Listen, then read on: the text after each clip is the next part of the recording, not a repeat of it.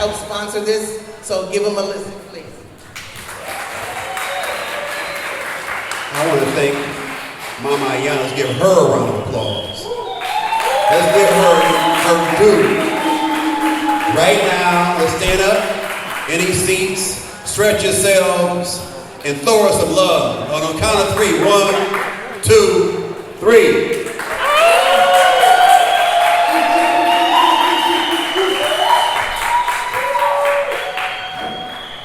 Once again, thank you. I am honored and privileged to be here. I got a t-shirt on right now talking about mushrooms, but I'm going to share with you my story. I never, ever thought I would be up here holding a mic at a psychedelic conference. Actually, it's my first psychedelic conference I've ever been to in my entire life. Y'all catching it? But a year and a half ago, I went to Costa Rica on a fluke trip. Myself and my wife now, we were having some difficulties. And so I wound up going to Costa Rica, and the next thing you know, I spent a week with a shot glass called ayahuasca. Anybody ever heard of ayahuasca? Of course, you guys all know about it. So at any rate, after that one entire week, the things that I saw, the unveilings that I saw, changed my life for the greater. Before then, I was a corporate raider. I bought and sold companies. I've done $500 million worth of real estate all over America. I own companies like General Motors, Ford Motor Company, UPS, Lockheed Martin. I was GM's largest landlord in America before they crashed and burned in 2008. So that's my backdrop. But I never, ever could have thought that I'd be up here talking about a mushroom. And so literally I spent 4 days under the influence of ayahuasca, and it changed my life, it changed my world, to the point I spent time in the pyramids in ancient Kemet. I had studied all about ancient Kemet back in the day, but I spent time there. I spent time loving on my mother that she came and talked to me after she had passed away 2 years before that time. Total experience. I never understood it, and I'd heard about the ancestors, but they came and had a personal conversation with me. And the ancestors said to me after that experience, go back and free my people. What do I mean by that? He said, go back, what do you mean? And free my people. So literally after that experience, I landed back in Detroit. So what can I do? I could afford to go to Costa Rica, but what about people that could not ever go to Costa Rica? What would that be like? So I landed, I hired a lawyer, I hired a lobbyist, and we went to work. I said, let me come up with a bill and put it on the ballot in the city of Detroit. And I interviewed people, and they said, man, black folk ain't gonna vote for psychedelics in Detroit. That's crazy. It's a white person's thing. Y'all heard this before, right? Black people are not going to vote for psychedelics. As if to think that we were not enlightened, as if to understand that the actual plant came from the ground. And so from the ancient Africa, ancient Kemet, that plant has been all over this planet. To say that we didn't believe that, or it was a trick to say we don't believe in that. At any rate, I landed, hired the lawyer, went to work, and I wrote the language this way. And I want you to take a pen and remember this word. It's called remuneration. Can you repeat it back? Remuneration. I want y'all to say it. Remuneration. And so remuneration is this tricky word because I had been all over the United States and different things, and I knew about selective persecution. So based upon the size you weigh, how tall you are, or your gender, or the color of your skin, if you look at all these different places in the United States that have decriminalized plant medicine, there's nothing in it in a language to transact revenue. So revenue is being transacted, but based upon your height or your weight or the color of your skin, the law enforcement will come up and say, wait a minute, you can't trade that for money. Except in Detroit we have what? Remuneration. So it's the only city that wrote that language.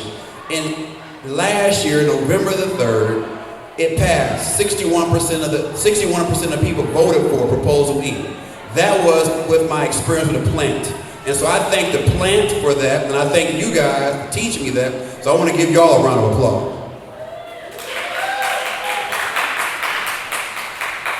So this being my first psychedelic ceremony, we was interested in our conference. I'm walking around seeing people that have booths. And you know what they got at the booths? Mushrooms. You couldn't do that before then. You could not openly display and transact mushrooms before then. People did it under the ground, but you couldn't do that before, right? Now that happened.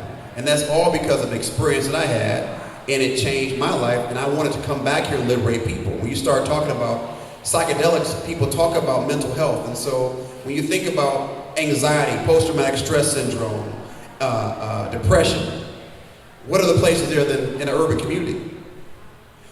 I've saw people that drove here from Farmington and Southfield, and you drove past a police officer. And when you drove past a police officer, you got a little anxiety, right? During the process of, when you think about what happened during the COVID time period with George Floyd, we picked up our cell phones. Not any of us, I don't think anybody in this room knows who George Floyd is. You know who George Floyd is, personally? But we were all connected. That was anxiety, that was depression, that was post-traumatic stress syndrome that was put in our bodies, in our DNA code. And so I got, after doing that, I said, wait a minute. I started studying the significance of this mushroom. And so my concept today, or what I'm talking about today, is called the manifestation of mushrooms, and how I was able to manifest all of these different experiences in life, how I was able to build $500 million worth of real estate, how I was able to do all these things before I had that mushroom. And so now, or before I had ayahuasca, now I want to share these things with you if you're open to listening about how do you manifest. How do you manifest? Because we keep talking about, oh, we had experience and we had these mental health issues and a spiritual manifestation. But what if I were able to share with you a few tricks and a few things that I learned sitting down with a mushroom? Y'all open to hear this? So one of the things that's been a big issue in our community has been called reparations. Anybody talk about reparations? Y'all know about reparations? Have you heard about reparations? Are you for reparations? Are you against reparations? For reparations. What if I share with you how to actually get your reparations? Are you open to hear that? So this is what the mushroom taught me. And so all of these psychonauts in here to do the research, they taught me this thing called the ether and the Akashic records and those types of things. And so if you can think about in that experience with a mushroom, our ancestors are real. And so our ancestors have the ability to connect with us and to share things with us. What do I mean by that? For the Pan-Africanists is when we think we just have black ancestors. We also have white ancestors. People don't accept it, but that is a virtual truth. It's a factual truth. And our ancestors have one goal in life. That goal is to protect their lineage in this dimension. Am I making sense?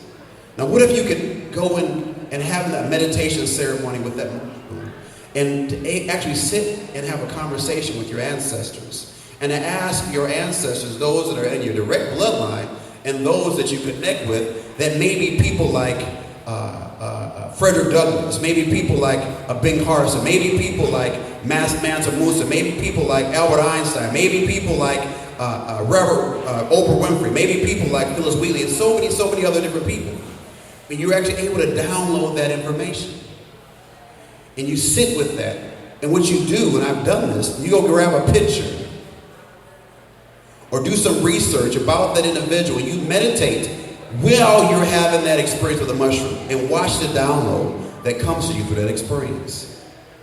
That is how you grab a reparations. That's called spiritual reparations. Am I making sense to you? Now, people here want to talk about, I've heard many people talk about many things, but I'm still an entrepreneur at heart.